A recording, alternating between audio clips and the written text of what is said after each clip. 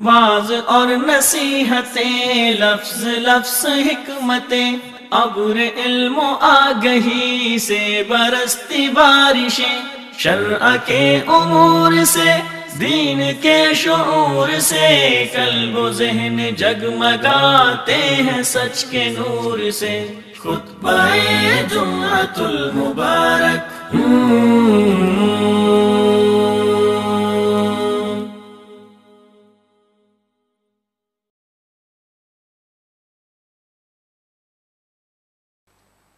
ज़िल फ़ज़्लि वल जूदि वल इहसान,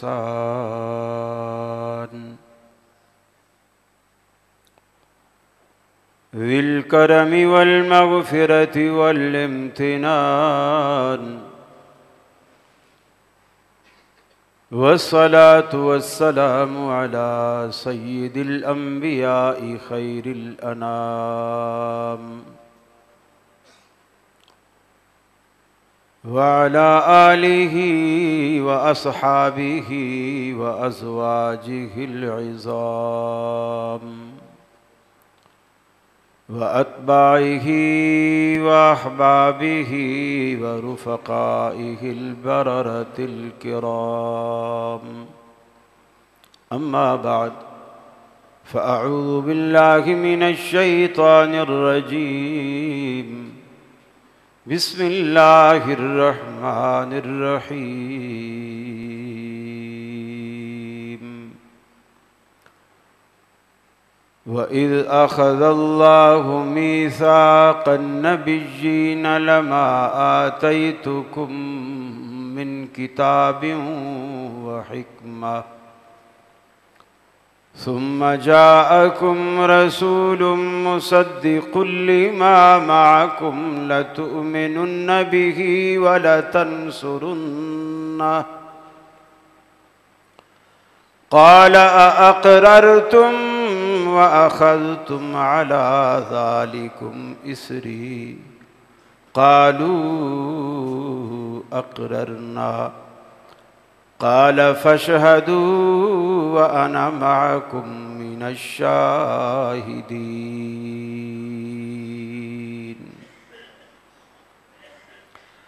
अन आइशत रज़ियल्लाहु तआला अन्हा क़ालत क़ाल रसूलुल्लाहि सल्लल्लाहु अलैहि वसल्लम, मन अहदस फ़ी अम्रिना हाज़ा मा लैस मिन्हु फ़हुव रद्दुन।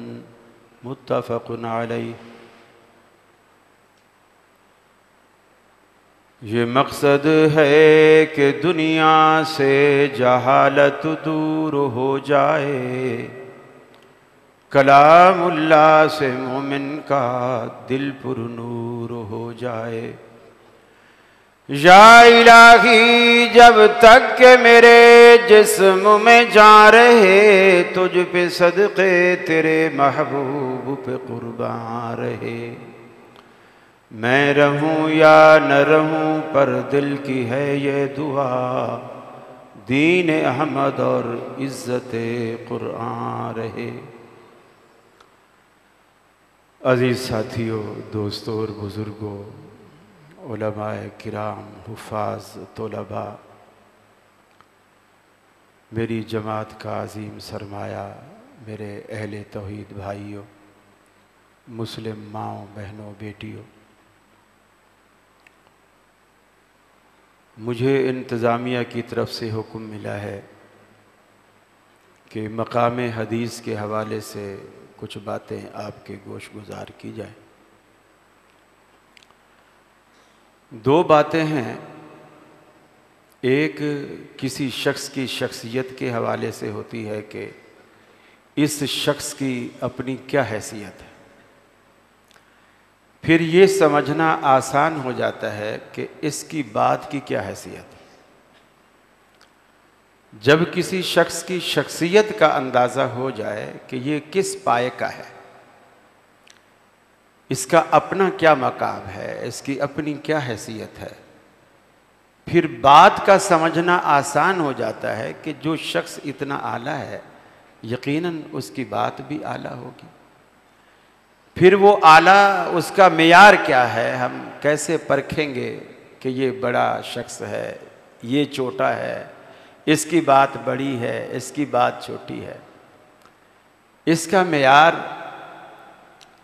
अल्लाह रब्बुल आलमीन का कुर्ब है। जो बंदा अल्लाह के जितना ज़्यादा करीब होता है वो बंदा उतना ही ज़्यादा ऊंचा और बड़ा होता है। देखिए हज़रत उमर फ़ारूक रज़ियल्लाहु ताला अन्हु मस्जिद से निकले, एक दर्स देकर मस्जिद से बाहर निकले और एक औरत ने आपको रोक लिया और आप सहाबा किराम के साथ कहीं जाना चाहते थे, कोई मुहिम थी उस पे जाना चाहते थे। खौला बिन्त सालबा एक बूढ़ी औरत थी। इन्होंने हज़रत उमर को रोका और रोककर कुछ मसले या कुछ बातें पूछने लगी, करने लगी। हज़रत उमर काफ़ी देर तक खड़े उससे बातें करते रहे। सहाबा थोड़ा दूर खड़े हज़रत उमर का इंतज़ार करते रहे।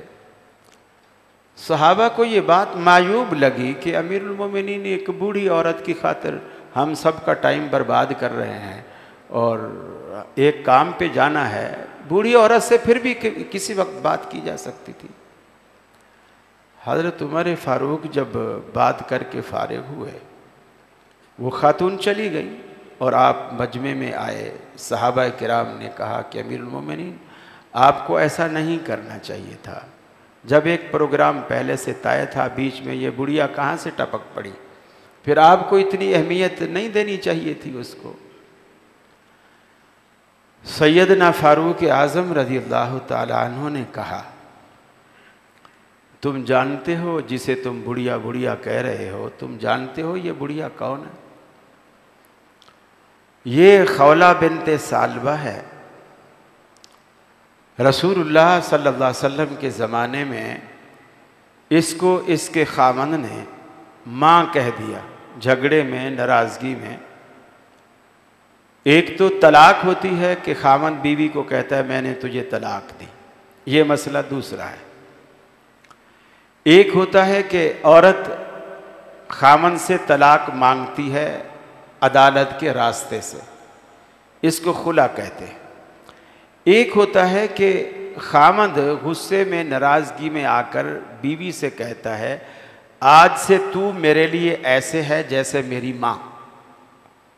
बीवी को वो माँ कहता है, आज से तू मेरे लिए ऐसे है जैसे मेरी माँ। या किसी भी महरम रिश्ते का नाम लेता है, जैसे मेरी बेटी, जैसे मेरी बहन, आज से तू मेरे लिए ऐसे। इसे ज़िहार कहते हैं। मेरा ये मसला समझाना मकसूद नहीं है, सिर्फ बात बताना मकसूद है। उसके खामद ने उसके साथ ज़िहार किया, उसे माँ कह दिया। अब ये रसूलुल्लाह सल्लल्लाहु अलैहि वसल्लम के पास आई और कहा अल्लाह के रसूल, मैं बच्चों वाली हूँ, मेरे खामद ने मुझे माँ कह दिया है, तो इस मसले का कोई हल निकालो। मेरे छोटे छोटे बच्चे हैं, वो तो बिल्कुल ऐसे लावारिस और यतीम हो जाएंगे। आपने फरमाया खौला, ये मसला दौरे जाहिलियत से ऐसे चला आ रहा है और अल्लाह ने इसे तब्दील नहीं किया और मैं अपनी तरफ से भी तब्दील नहीं कर सकता। मैं वही कहता हूँ जो अल्लाह मेरी तरफ वही करता है।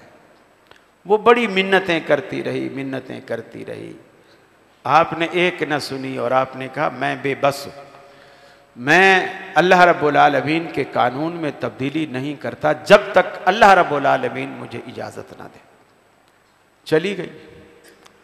अब जब घर गई, मुसल्ला बिछाया, वुज़ू किया और मुसल्ले पे बैठ के अल्लाह के आगे रोना शुरू कर दिया कि तेरा रसूल तो मजबूर है कि तू उसे वही करेगा, लेकिन तू तो मजबूर नहीं है ना।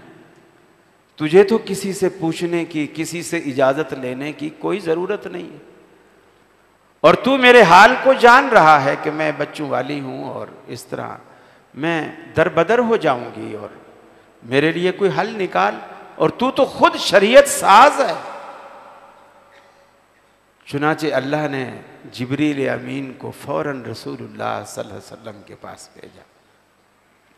क़द समी अल्लाहु क़ौलल्लती तुजादिलुका फ़ी ज़ौजिहा, अल्लाह ने उस औरत की बात को सुन लिया है जो तेरे साथ अपने खामंद के बारे में झगड़ा करती थी, और जब तूने उसकी न सुनी तो वह तश्तकी इलल्लाह, उसने अपना मुकदमा अल्लाह की अदालत में पेश कर दिया। तो हज़रत उमर ने यह वाक़या सुना के सहाबा को कहा, जिसको तुम बुढ़िया कह रहे हो ना, ये वो खातून है जिसकी बात को अर्श वाला भी रद्द नहीं करता,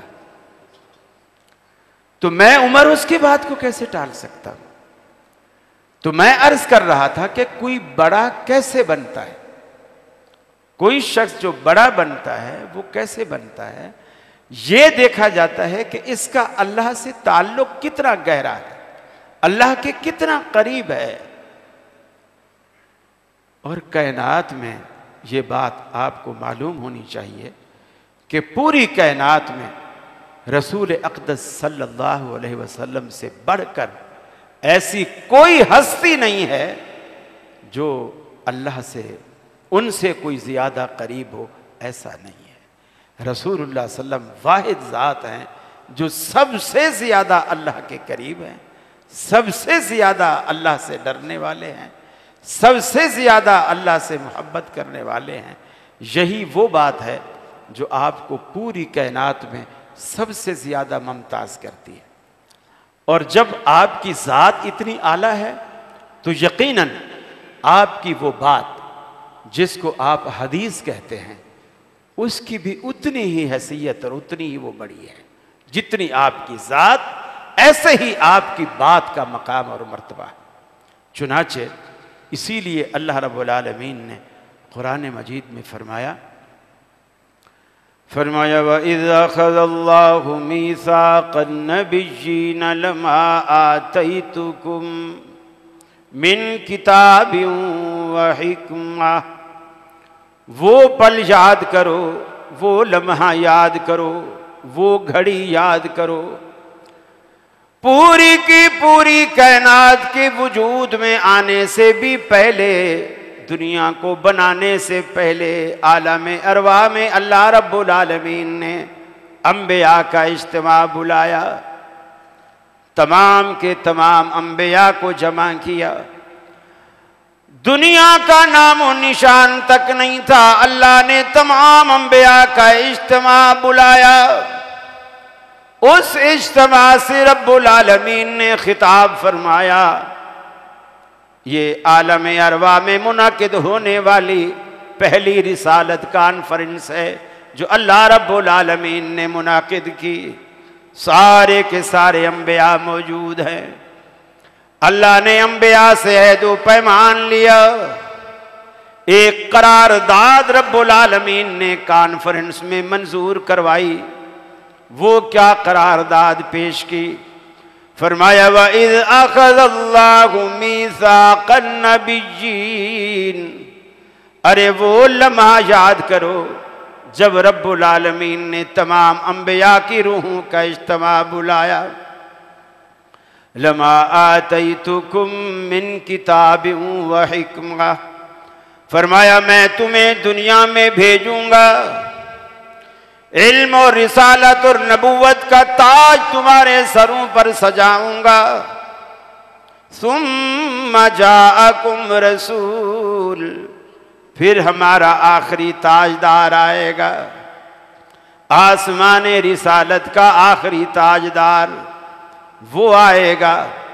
मुसद्दिक़ुल लिमा माअकुम लतुमिनुन्न बिही व लतंसुरुन्ना, अल्लाह अंबिया से ये इकरार ले रहा है, वो हमारा आखिरी ताजदार तुम्हारी मौजूदगी में, ईसा अलैहिस्सलातु वस्सलाम की मौजूदगी में, मूसा अलैहिस्सलातु वस्सलाम की मौजूदगी में, हजरत इब्राहीम अलैहिस्सलातु वस्सलाम की मौजूदगी में, दाऊद अलैहिस्सलातु वस्सलाम की मौजूदगी में, तौरात की मौजूदगी में, इंजील की मौजूदगी में, ज़बूर की मौजूदगी में, सहाइफ की मौजूदगी में, हमारा वो आखिरी ताजदार जब तुम्हारे अंदर आ जाए, लतुमिनुन्न बिही व लतंसुरुन्ना, तुम पर ये फर्ज हो जाएगा कि तुम उस वक्त सारी अपनी शरीयतें छोड़कर, अपनी किताबें बंद करके उस रसूल पर तुम ज़रूर बिल ज़रूर ईमान भी लाओगे, उसकी नुसरत व ताईद भी करोगे। लतुमिनुन्ना बिही व लतंसुरुन्ना, तुम ज़रूर ईमान लाओगे, ज़रूर तुम उसकी नुसरत करोगे। फिर अल्लाह ने अंबिया से पूछा, काला अकरर तुम, अरे क्या तुमने मेरी बात को मान लिया? कालू अकररना, सबने यकजुबा हो करके कहा, इलाहुल आलमीन क्यों नहीं, हमने तेरे इस अहदो पैमान को मान लिया, हमने इकरार कर लिया। काला फशहदू व अना माकुम मिनश शाहिदीन, रब्बुल आलमीन ने फरमाया गवाह हो जाओ, मैं भी तुम्हारे साथ गवाह बन जाता हूँ। ये बात आलम अरवाह में तय हो गई कि कायनात का सरदार सिर्फ और सिर्फ मुहम्मदुर रसूलुल्लाह सल्लल्लाहु अलैहि वसल्लम होंगे, और तुम्हारी मौजूदगी में भी अगर ये पैगंबर आ जाए तो तुम्हारा ये फर्ज बनेगा कि तुम अपनी शरीयतों को बंद करके रसूलुल्लाह सल्लल्लाहु अलैहि वसल्लम की शरीयत की न सिर्फ तबलीग करोगे बल्कि पैरवी भी करोगे और इनकी ताईद भी करोगे और इनके साथ ईमान भी लाओगे। और रसूलुल्लाह सल्लल्लाहु अलैहि वसल्लम ने भी खुद इस बात को खोला,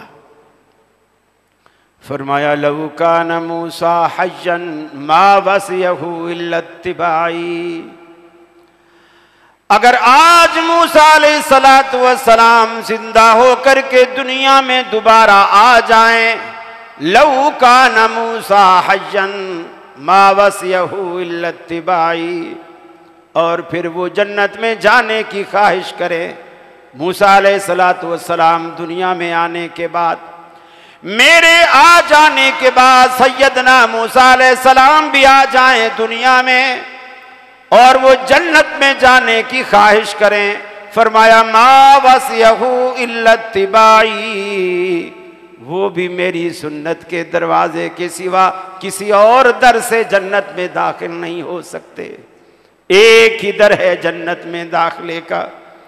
रहमत आलम ने फरमाया कुल्लु उम्मती यदखुलूनल जन्नह इल्ला मन अबा, मेरी सारी की सारी उम्मत और सारी की सारी कायनात जन्नतों में दाखिल हो जाएगी, इल्ला मन अबा, सिवाय उस बदबख्त के जो जन्नत में जाने से इनकार कर दे। सारी कायनात जन्नतों में चली जाएगी, इल्ला मन अबा, वही बचेगा जो जन्नत में जाने से इनकार कर दे। सहाबा को ये बात समझ नहीं आई, हम तो जन्नत के इतने हरीस हैं, रोजा रखते हैं जन्नत के लिए, नमाज पढ़ते हैं जन्नत के लिए, हज करते हैं जन्नत के लिए, मस्जिदें बनाते हैं जन्नत के लिए, ज़कातें देते हैं जन्नत के लिए, जिहाद करते हैं जन्नत के लिए। हम तो मुसलमान ही जन्नत में दाखिले के लिए हुए, ऐसा कौन बदबख्त है कि रब्बुल आलमीन जन्नत में दाखिला दे और वो कहे मुझे जन्नत नहीं चाहिए। मन है या रसूल अल्लाह, अल्लाह के सच्चे पैगंबर बताइए ऐसा बदबख्त कौन है? आपने फरमाया मन अतानी दखलल जन्नह व मन आसानी फकद अबा, जिसने मेरी इताअत और फरमा बरदारी की वो जन्नत में दाखिल हो जाएगा। व मन आसानी फकद अबा, और जिसने मेरी नाफरमानी की उसने गोया जन्नत में जाने से इनकार कर दिया। अब ये नाफरमानी मामूली बात नहीं है, आपकी बात की रब के यहाँ एक हैसियत है, चूंकि आप बड़े हैं आपकी बात बड़ी है, आप अल्लाह के करीबी हैं, आपकी बातें अल्लाह को अच्छी लगती हैं। इसीलिए अल्लाह ने जन्नत को मौकूफ कर दिया है मोहम्मद अरबी सल्लल्लाहु अलैहि वसल्लम की पैरवी पर। आप अंदाज़ा लगाइए, सहाबा किराम इतनी एहतियात करते, उनकी नज़र में हदीस का ये रुतबा और ये मकाम होता कि इस हदीस में आता है हज़रत उक़बा बिन आमिर रज़ियल्लाहु ताला अन्हु तिबरानी शरीफ की रिवायत है। उकबा बिन आमिर रज़ियल्लाहु ताला अन्हु घर में आए तो बहन ने कहा कि उकबा, मैंने सुना है कि इस साल रसूलुल्लाह सल्लम हज पे जाने का इरादा रखते हैं। उकबा ने कहा, बिल्कुल तुमने सही सुना है, आप हज पे जाने का इरादा रखते हैं। तो बहन ने कहा कि भैया मैं भी साथ जाऊंगी, लेकिन मैंने 3 अपने साथ अहद किए हैं, 3 शर्तें अपने साथ बांध ली हैं कि अल्लाह के रसूल के साथ हज तो करूंगी, लेकिन इन 3 बातों के साथ करूंगी। हज़रत उकबा बिन आमिर ने कहा कि वो कौन सी 3 बातें हैं? उन्होंने कहा, पहली तो मैंने ये नियत की है कि सारा हज का जो सफ़र है पैदल करूंगी, सवार नहीं होंगी। पैदल करूंगी, सवार नहीं होंगी। पैदल क्यों करूंगी? ताकि मुझे रास्ते में जितनी ज़्यादा थकन होगी, तकलीफ़ होगी, मेरा सवाब उतना बढ़ जाएगा। एक इरादा है कि नियत है। हालांकि हज खुद एक अपने अंदर सवाब रखता है, चाहे आप हवाई जहाज़ पे जाएं, उस सवाब को आपसे कोई महरूम नहीं कर सकता, बशर्ते कि वो हज आपने अल्लाह के लिए किया। बल्कि हदीस में यहाँ तक आता है कि जब हाजी मैदान अराफात में होता है, कोई 80 साल की उम्र वाला है, कोई 90 साल की उम्र वाला है, कोई 85 साल की उम्र वाला है, वो मैदान अराफात में आंसुओं की बरसात में सिर्फ इतना कहता है, अल्लाहुम्मा मग़फ़िरली, अल्लाह मुझे बख्श दे। अल्लाह फरिश्तों से कहता है, गवाह हो जाओ मैंने इस बंदे को बख्श दिया। हदीस में आता है कि इब्लीस भी मैदान अराफात में मौजूद होता है, और जब वो ये मंजर देखता है, मैदान अराफात से मिट्टी उठाता है, अपने सर में डालता है, बाल नोचता है, सर पीटता है, गरेबां फाड़ता है और कहता है, ऐ काश मैं आज के दिन से पहले मर चुका होता। मैंने इस बंदे को गुनाहों की दलदल में उतारने के लिए 80-90 साल मेहनत की है, और ये जहन्नम का पूरा हकदार बन चुका था। आज यहाँ आके इसने सिर्फ एक जुमला कहा, अल्लाहुम्मा मग़फ़िरली, अल्लाह मुझे बख्श दे, और अल्लाह ने फरिश्तों को गवाह बनाकर इसे बख्श दिया और मेरी 80-90 साल मेहनत पे पानी फेर दिया।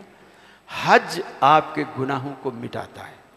बल्कि आपने फरमाया, हज के बाद बंदा ऐसे हो जाता है जैसे वो माँ के पेट से आज ही बाहर आया है। जिस तरह बच्चे के जिस्म पर गुनाहों का कोई दाग नहीं होता, उसका दामन बिल्कुल बेदाग और सफ़ेद होता है, इसी तरह हाजी का दामन गुनाहों से पाक और साफ हो जाता है, बशर्ते कि उसने अल्लाह को खुश करने के लिए हज किया। उकबा बिन आमिर की बहन कहती है कि दूसरी नीयत मैंने ये की है कि पैदल तो मैं करूंगी, लेकिन नंगे पांव करूंगा, जूते नहीं पहने। और इसमें मेरी नीयत और इरादा ये है कि नंगे पांव जब चलूंगी मुझे कंकर चुभेंगे, रोड़े अटकेंगे, कोई कांटा लगेगा।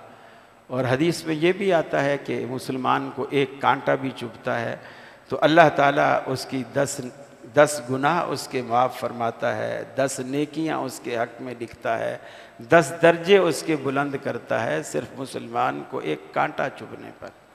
तो हज में तो सवाब मिलेगा ही मिलेगा, लेकिन मेरा सारा रास्ता सवाब से भरपूर होगा, नेकियां ही नेकियां मिलेंगी।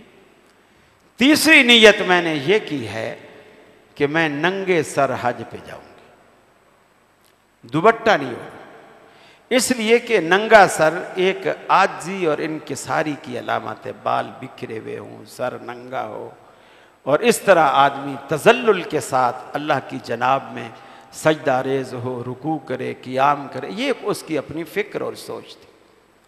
उकबा बिन आमिर ने कहा कि बहन, क्या तूने ये बातें रसूलुल्लाह सल्लम को बतलाई हैं? उनको ये सारी बातें बताई हैं, उनसे पूछा है, अपने इरादे का इजहार किया है कि मैं इस तरह हज पे जाना चाहती हूँ? उसने कहा नहीं। तो ये तो अच्छी बात है, नीयत अच्छी है मेरी, इसमें पूछने की क्या बात है, पूछने की ज़रूरत ही नहीं। उन्होंने कहा, अल्लाह की कसम मैं तुम्हें कभी ऐसा नहीं करने दूंगा, अगर तू ऐसा करेगी तो मैं तुम्हें हज पे ही नहीं जाने दूंगा जब तक मैं रसूलुल्लाह सल्लल्लाहु अलैहि वसल्लम से न पूछ लूं कि आया मेरी बहन ऐसे इरादे से जा सकती है या नहीं। उकबा बिन आमिर रसूलुल्लाह सल्लम के पास जाते हैं और पूछते हैं कि मेरी बहन इस तरह हज पे जाना चाहती है, पैदल जाना चाहती है, नंगे पाँव जाना चाहती है, नंगे सर जाना चाहती है, और उसका मकसद भी बता दिया कि नंगे पाँव में उसका ये मकसद है, पैदल में ये मकसद है, नंगे सर का उसका ये मकसद है। आपने फरमाया अल्लाह रब्बुल आलमीन तुम्हें तकलीफ़ देना नहीं चाहता, अल्लाह ने तुम्हारे लिए आसानी पैदा की। कुरान मजीद में कई मकाम पर अल्लाह ने इस तरह की बातें की और रसूलुल्लाह सल्लल्लाहु अलैहि वसल्लम ने भी अहादीस मुबारका में इस युरीदुल्लाहु बिकुमुल युस्रा वला युरीदु बिकुमुल उसर, अल्लाह तुम्हारे साथ आसानी चाहता है, तंगी नहीं चाहता है। सफ़र में आपको रोज़ा माफ़ कर दिया, ये कोई कैद नहीं, आपका सफ़र पैदल का हो, आपका सफ़र हवाई जहाज़ का हो, आपका सफ़र एसी वाली गाड़ी का हो, कोई पाबंदी नहीं, सफ़र में आपको रियायत कर दी। आप वो दिन बाद में आकर जब घर आ जाएं, आप वो दिन अपने पूरे कर लें। सफ़र में आपकी नमाज आधी कर दी, अल्लाह ताला ने आसानियाँ रखी। तो मेरे अर्ज़ करने का मकसद ये था कि उकबा बिन आमिर सहाबी है, बहन की अच्छी नीयतें, अच्छा इरादा और सवाब के लिए सब कुछ सुनने के बावजूद उसे उस वक्त तक इजाज़त नहीं देता जब तक कि वो रसूलुल्लाह सल्लल्लाहु अलैहि वसल्लम से उसके बारे में पूछ नहीं लेता। तो कहने का मकसद ये है, सहाबा किराम की नज़र में हदीस की एक हैसियत थी, एक मकाम था, एक रुतबा था। वो अपने हर मुआवले में रसूलुल्लाह सल्लल्लाहु अलैहि वसल्लम का हवाला तलब किया करते थे। हज़रत उमर का दौर खिलाफत है, एक देहाती आता है, हज़रत उमर से आकर के कहता है, शिकायत लगाता है, उमर मैं अभी मस्जिद नबवी से आ रहा हूँ, वहाँ हज़रत ज़ैद बिन साबित रज़ियल्लाहु ताला अन्हु दर्स दे रहे हैं और उन्होंने दर्स में ये बात कही है कि अगर कोई खामन अपनी बीवी से हम बिस्तर होता है और उसे इंजाल नहीं होता है, मैंने उससे पूछा ऐ ज़ैद तू ये बात कहता है, तेरे पास क्या दलील है? वो कहता है मेरे चचा उबय इब्न काब ने ऐसा कहा है, मैंने उनसे सुना है। अब मुकदमा क्या है? हज़रत उमर की अदालत में ये मुकदमा पेश करता है कि मस्जिद नबवी के अंदर एक बंदा दर्स दे रहा है, दर्स में एक मसला बयान करता है और मैंने जब उससे दलील पूछी तो वो बजाय कुरान का नाम लेने के या रसूलुल्लाह सल्लल्लाहु अलैहि वसल्लम की हदीस का नाम लेने के अपने चचा का हवाला देता है। तो क्या दीन ज़ैद बिन साबित के चचा का है कि उसका चचा जिस चीज़ को जायज़ कह देगा वो जायज़ होगा और जिस चीज़ को नाजायज़ कहेगा वो नाजायज़ होगा? हज़रत उमर ने उस देहाती की बात पर ज़ैद बिन साबित को बुलाया, उबय इब्न काब को बुलाया, मुहाजिरीन को जमा किया, अंसार को जमा किया और मुहाजिरीन और अंसार के सामने ये मसला रखा। उन्होंने कहा हमने तो आज तक ऐसा नहीं सुना है। हज़रत उमर ने कहा आए उबई, देखो ये लोग सारे के सारे तुम्हारे फतवे का इनकार कर रहे हैं, किसी एक ने भी तुम्हारी तायीद नहीं की, लिहाजा तुम दलील लाओ। हज़रत अली रज़ियल्लाहु ताला अन्हु खड़े हुए, उन्होंने कहा अमीरुल मोमिनीन उबय इब्न काब से तो तुम दलील मांग रहे हो, अंसार और मुहाजिरीन ने जो कहा हमने ऐसा नहीं सुना, तुमने खामोशी से मान लिया, इनसे क्यों नहीं दलील पूछते? ये जो कहते हैं कि नहीं गुस्ल करना चाहिए, उसकी क्या दलील है? गुस्ल नहीं करना चाहिए, उसकी क्या दलील है? हज़रत उमर की समझ में बात आ गई। उन्होंने अपनी बेटी हज़रत हफ्सा रज़ियल्लाहु ताला अन्हा की तरफ कासिद भेजा। ये आपकी बेटी भी थी, उम्मुल मोमिनीन भी थी, रसूलुल्लाह सल्लल्लाहु अलैहि वसल्लम की घरवाली भी थी। जब उनसे मसला पूछवाया, उन्होंने कहा मेरे इल्म में नहीं, ऐशा से पूछो। वो कासिद हज़रत ऐशा की तरफ गया। हज़रत ऐशा ने फरमाया बिल्कुल, जब वो मुजामियत करेंगे, इंजाल हो या ना हो, गुस्ल फ़र्ज़ है। ये रसूलुल्लाह सल्लल्लाहु अलैहि वसल्लम का तर्ज़ अमल है। कासिद ने आकर के बताया, आपने उबय इब्न काब को फिर छोड़ा कि तेरी बात की तायीद अब रसूलुल्लाह सल्लल्लाहु अलैहि वसल्लम के अमल से हो गई है। तो सहाबा किराम में ये बात इतनी ज़्यादा शद्दो मद के साथ, वो ना किसी के मर्तबे को देखते ना किसी के मकाम को देखते। हालांकि ज़ैद बिन साबित भी बड़े मर्तबे वाले थे। अल्लाह के हबीब ने फरमाया मेरी उम्मत में इल्मुल फ़राइज़ का सबसे ज़्यादा माहिर ज़ैद बिन साबित है। यानी ये जो विरासत का इल्म है, आपने फरमाया मेरी उम्मत में सबसे ज़्यादा विरासत के इल्म का माहिर ज़ैद बिन साबित है। उबई इब्न काब से मुताल्लिक़ रसूलुल्लाह सल्लल्लाहु अलैहि वसल्लम ने एक दिन कहा, ऐ उबई तुम मुझे कुरान सुनाओ। उबई इब्न काब कहने लगे, अल्लाह के रसूल हमने तो आपसे कुरान सीखा है और हम आपको कुरान आपको सुनाएं, हमने तो आपसे सीखा है, हम आपको क्या सुनाएंगे। अल्लाह के रसूल ने फरमाया, उबई मैं नहीं कह रहा, ये मेरी ख्वाहिश नहीं है, अल्लाह ने कहा है कि उबई से कहो कुरान सुनाए। जिस शख्स का अल्लाह की नज़र में इतना मकाम हो, हज़रत उबई इब्न काब रो पड़े और कहने लगे, असम्मानी अल्लाह ताला, क्या अल्लाह ताला ने मेरा नाम लेकर कहा। आपने फरमाया, हाँ उबई अल्लाह ने तेरा नाम लेकर के कहा कि उबई से कहो कि कुरान सुनाए। बाज़ लोग कुरान पढ़ते हैं तो वाकई ऐसा लगता है जैसे कुरान अभी उतर रहा है। उनकी आवाज़ों में अल्लाह ने एक जादू रख दिया होता है। यही मामला उबई इब्न काब रज़ियल्लाहु ताला अन्हु के साथ। यही वजह है कि उमर फ़ारूक ने जब मस्जिद नबवी में तरावी के लिए 2 कुर्रा मुकर्रर किए, उनमें एक तमीम दारी रज़ियल्लाहु ताला अन्हु थे और दूसरे हज़रत उबई इब्न काब रज़ियल्लाहु ताला अन्हु थे, जो कुरान मजीद पढ़कर लोगों को नमाज तरावी 11 रकत मुअत्ता इमाम मालिक की रिवायत के मुताबिक उनको पढ़ाया करते थे। तो मेरा अर्ज़ करने का मकसद ये है, नबी करीम सल्लल्लाहु अलैहि वसल्लम की बात की वही हैसियत है जो आपकी ज़ात की हैसियत है। ऐसा नहीं हो सकता कि आपकी ज़ात से प्यार किया जाए और आपकी बात से प्यार ना किया जाए, बल्कि आपने मेयार ही ये बनाया। आपने फरमाया, मन अहब्ब सुन्नती फ़क़द अहब्बनी, जिसने मेरी सुन्नत से प्यार किया फ़क़द अहब्बनी, उसने गोया मुझसे प्यार किया।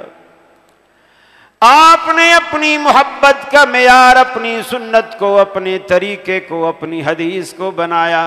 मन अहब्ब सुन्नती फ़क़द अहब्बनी, जो मेरी सुन्नत से प्यार करेगा वही मुझसे प्यार करेगा। वमन अहब्बनी कान माई फिल जन्ना, और जो मुझसे प्यार करेगा जन्नत में मेरे साथ साथ होगा। अल्लाह रब्बुल आलमीन उसको मेरे साथ जन्नतों में रखेगा। अल्लाह के हबीब की सुन्नतों से प्यार कीजिए, अल्लाह के रसूल की ज़ात से प्यार कीजिए। आपने फरमाया, ला युमिनु अहदुकुम हत्ता अकूना हब्बा इलैहि मिन वालिदिही व वलदिही वन्नासी अजमईन। फरमाया, तुम में से उस वक्त तक कोई शख्स मोमिन नहीं हो सकता जब तक कि मैं मोहम्मद अरबी उसको उसके माँ बाप से, उसकी औलाद से, दुनिया भर के लोगों से सबसे ज़्यादा महबूब और प्यारा ना बन जाऊं। उस वक्त तक कोई शख्स जो है वो मोमिन नहीं हो सकता। आपने यूं भी फरमाया, ला युमिनु अहदुकुम हत्ता यकूना हवाहु तबअन लिमा जितु बिही। फरमाया, तुम में से उस वक्त तक कोई शख्स मोमिन नहीं हो सकता जब तक उसकी तमाम तर ख्वाहिशात उस दीन के ताबे ना हो जाएं जो दीन मैं लेकर के आया हूँ। मेरे लाए हुए दीन के जब तक ताबे ना हो जाएं, उस वक्त तक उसका ईमान ही कामिल नहीं हो सकता, वो बंदा मोमिन नहीं हो सकता। गोया रहमत आलम ने दुनिया को ये मेयार बतला दिया। अल्लाह ने भी पूरी की पूरी दुनिया को ये मेयार बतला दिया। अगर आखिरत की मंडी में अपने अमाल पेश करना चाहते हो, आखिरत की मंडी में अपनी नमाजें लाना चाहते हो, रोज़े लाना चाहते हो, हज लाना चाहते हो, ज़कातें लाना चाहते हो, जिक्र अज़कार खैरात सदकात लाना चाहते हो और चाहते हो आखिरत की मंडी में तुम्हारे इन अमाल की रब्बुल आलमीन कीमत लगाए, कीमत भी ऐसी लगाए तुम्हें तुम्हारी जिंदगी की सारी मता हासिल हो जाए, तुम्हारा सौदा लाना अल्लाह को मंजूर हो जाए। चूंकि कुरान मजीद में रब्बुल आलमीन ने फरमाया इन्नल्लाह अश्तरा मिनल मुमिनीना अनफुसहुम व अमवालहुम बिअन्ना लहुमुल जन्नह। ऐ मुसलमानों, तुम सारे के सारे बिका हुआ माल हो, न तुम्हारी जान तुम्हारी है न तुम्हारा माल तुम्हारा है। इन्नल्लाह अश्तरा, अल्लाह ने तुम्हारी जान भी खरीद ली, तुम्हारे माल भी खरीद लिए जन्नत के बदले में। बतलाओ ये सौदा किसको मंजूर है? हल अदुल्लुकुम अला तिजारतिन तुंजीकुम मिन अज़ाबिन अलीम। ऐ मुसलमानों, क्या मैं तुमको ऐसी तिजारत ना बतलाऊं? लोग कपड़े की तिजारत करते हैं, सोने और चांदी की तिजारत करते हैं, सरिये और लोहे की तिजारत करते हैं, सीमेंट और बुलाकों और ईंटों की तिजारत करते हैं, खाने पीने की चीजों की तिजारत करते हैं। लेकिन रब्बुल आलमीन का कुरान कहता है आज मैं तुमको ऐसी तिजारत बतलाता हूं, हल अदुल्लुकुम अला तिजारतिन तुंजीकुम मिन अज़ाबिन अलीम। दुनिया की तुम तिजारतें करते हो, तुम्हारा बैंक बैलेंस बढ़ता है, तुम्हारे घर बढ़ते हैं, तुम्हारी दुकानें बढ़ती हैं, तुम्हारी ठाठ बाट बढ़ती है, तुम मालदार से मालदार हो जाते हो। लेकिन एक तिजारत जो कुरान तुम्हें बताना चाहता है, ऐ ताजरो, अगर वो तिजारत कर लोगे तो आखिरत में भी तुम्हारे बंगले बनेंगे, आखिरत में भी तुम्हारा बैंक बैलेंस बढ़ेगा और वो ऐसा बैंक बैलेंस होगा जो रब्बुल आलमीन उसको हाथों हाथ खरीदेगा, हाथों हाथ खरीदेगा, नगदो नगद सौदा होगा।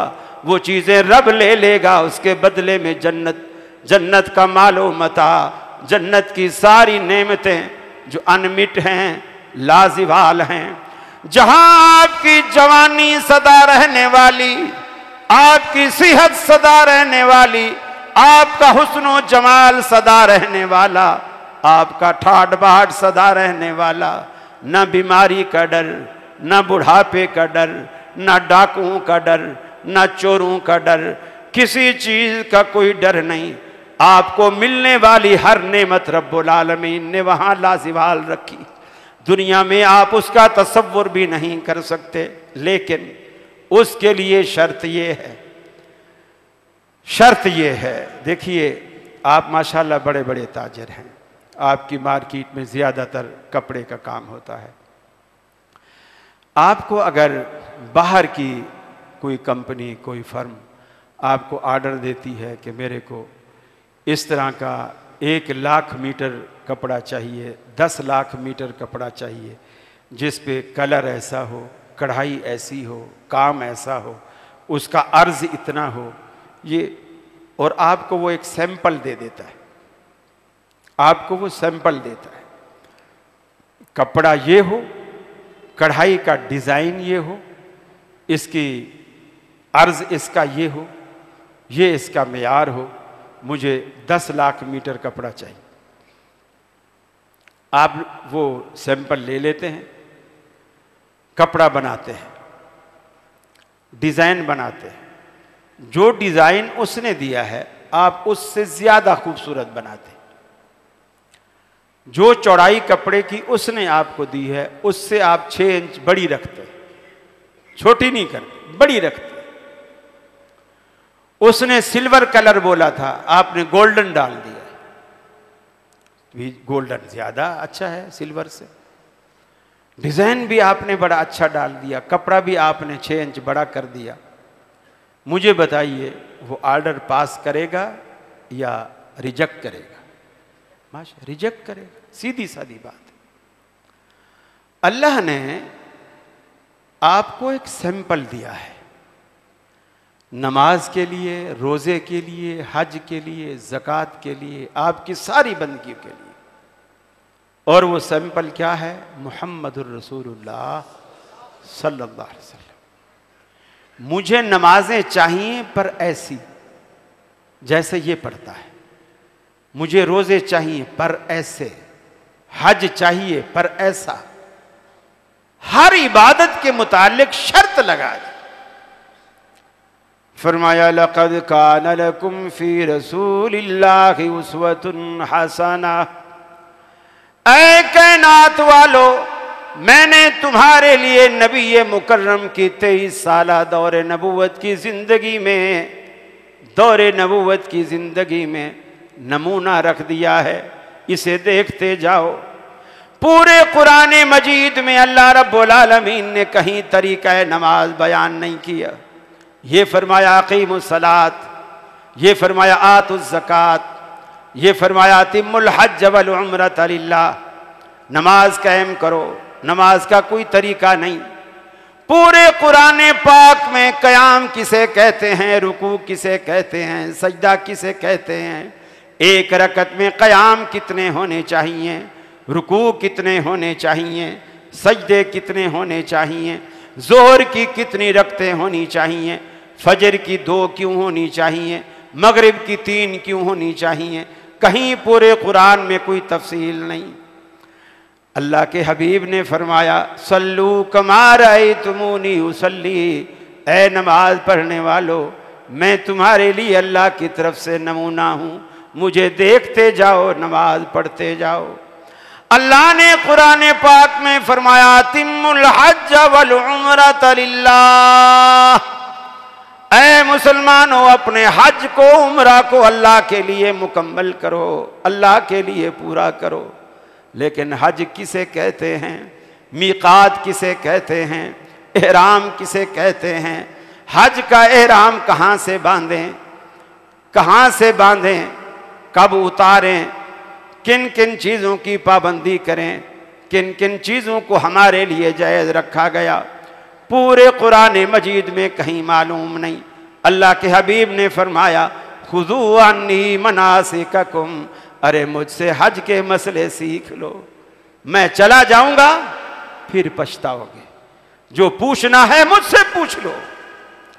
हर मसले में हमें पाबंद कर दिया गया एक सैंपल का। जब आप उससे ज्यादा खूबसूरत भी बना के लाएंगे, एक 5000 का पाकिस्तानी नोट है, ठीक है, वो जैसा भी है, भले खूबसूरत है या नहीं है, लेकिन वैल्यू के एतबार से हमें खूबसूरत लगता है।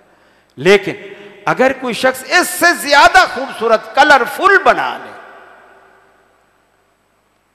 कलरफुल बना ले, और उस पे 5000 की बजाय 10,000 लिख दे और कहे कि चलो ये 5000 का नोट जो ज़्यादा खूबसूरत नहीं है ये मुझे दे दे और हमारा जो 10,000 वाला है ये आप ले ले, आप कबूल करेंगे? कभी नहीं कबूल करेंगे। तो अल्लाह को जो ब्यूटी अमल के अंदर, जिसे अल्लाह ब्यूटी कहता है, वो सिर्फ वही है कि इसके अमल में नबी का तरीका किस हद तक मौजूद है। अगर नबी मुकर्रम सल्लल्लाहु अलैहि वसल्लम का तरीका उस अमल के अंदर मौजूद है तो अमल के अंदर ब्यूटी मौजूद है, खूबसूरती मौजूद है, वैल्यू मौजूद है, कीमत मौजूद है, और अल्लाह रब्बुल आलमीन उसको रोज़े आखिरत खरीदेगा। और जब उसको खरीदेगा उसके बदले में अल्लाह आपको जन्नत देगा, जन्नत देगा, लाजमी देगा। फरमाया मन अता मुहम्मदन फक़द अता अल्लाह वमन आसा मुहम्मदन फक़द असल्लाह व मुहम्मदुन फ़र्क़ुम बैनन नास। बुखारी की रिवायत, अल्लाह के हबीब ने फरमाया जिसने मेरी बातों को माना, मेरी इताअत की, मेरी फरमा बरदारी की, मेरा कहा माना, मेरे काम की नकल की, मेरे मुताबिक अपना अमल किया, फरमाया फ़क़द अता अल्लाह, उसने गोया अल्लाह की बात मानी।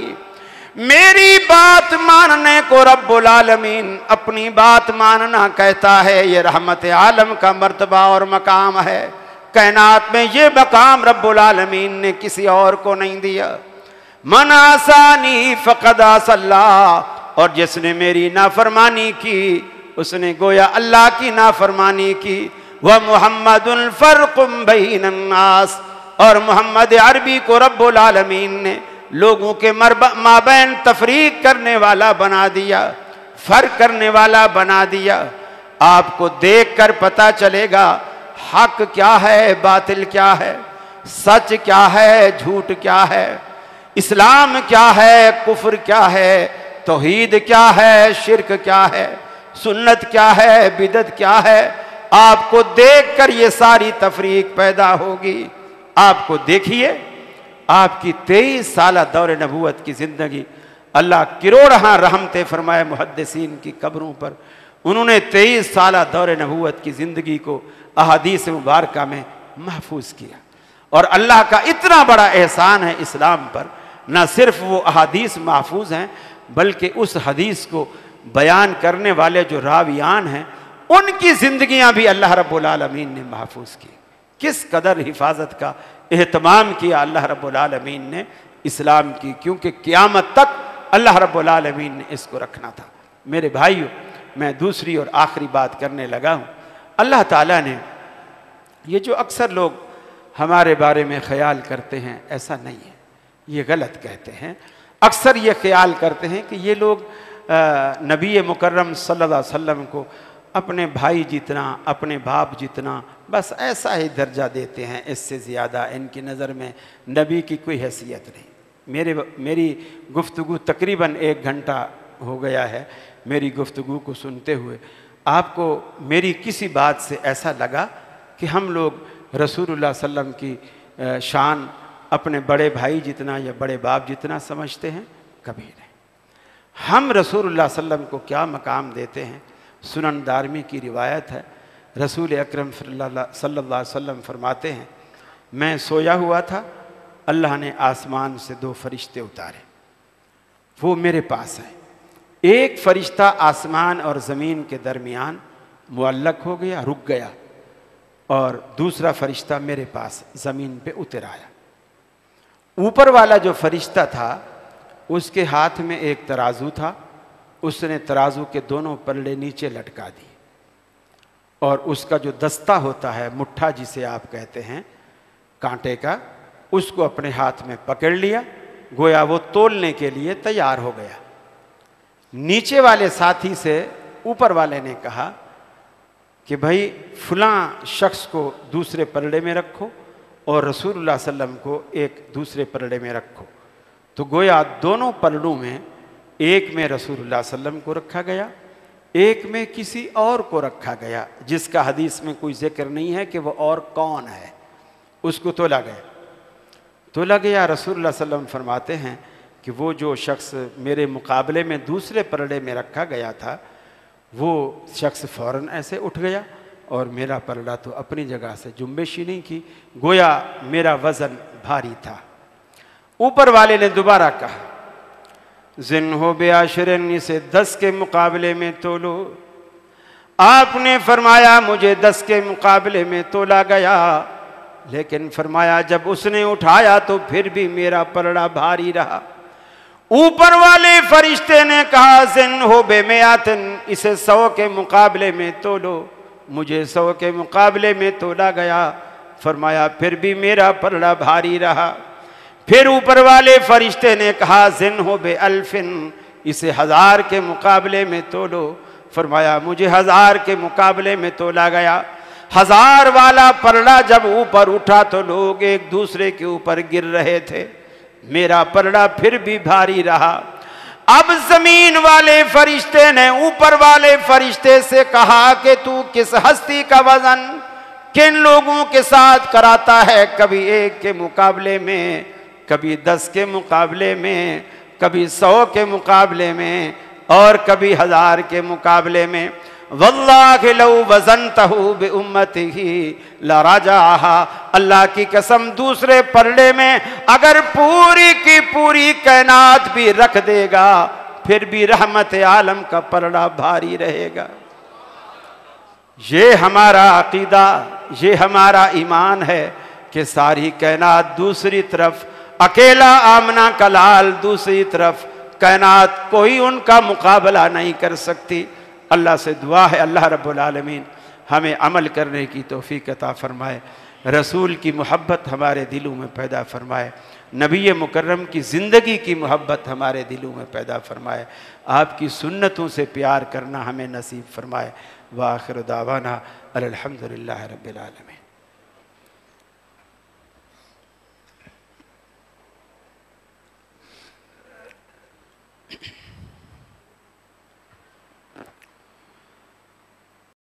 अल्हम्दुलिल्लाह अल्हम्दुलिल्लाह नहमदुहु व नस्तईनुहु व नस्तगफिरुह व नुअमिनु बिही व नतवक्कलु अलैहि व नऊज़ु बिल्लाहि मिन शुरूरि अनफुसिना व मिन सय्यिआति अअमालिना मन यहदिहिल्लाहु फला मुदिल्ल लहु व मन युद्लिलहु फला हादिय लहु व नशहदु अल्ला इलाहा इल्लल्लाहु वहदहु ला शरीका लहु व नशहदु अन्न सय्यिदना मुहम्मदन अब्दुहु व रसूलुहु अम्मा बादु फ़इन्न खैरल कलामि कलामुल्लाह व खैरल हदी हदी मुहम्मदिन सल्लल्लाहु अलैहि वसल्लम व शर्रल उमूरि मुहदसातुहा व कुल्लु मुहदसतिन बिदअह व कुल्लु बिदअतिन दलालह व कुल्लु दलालतिन फिन्नार।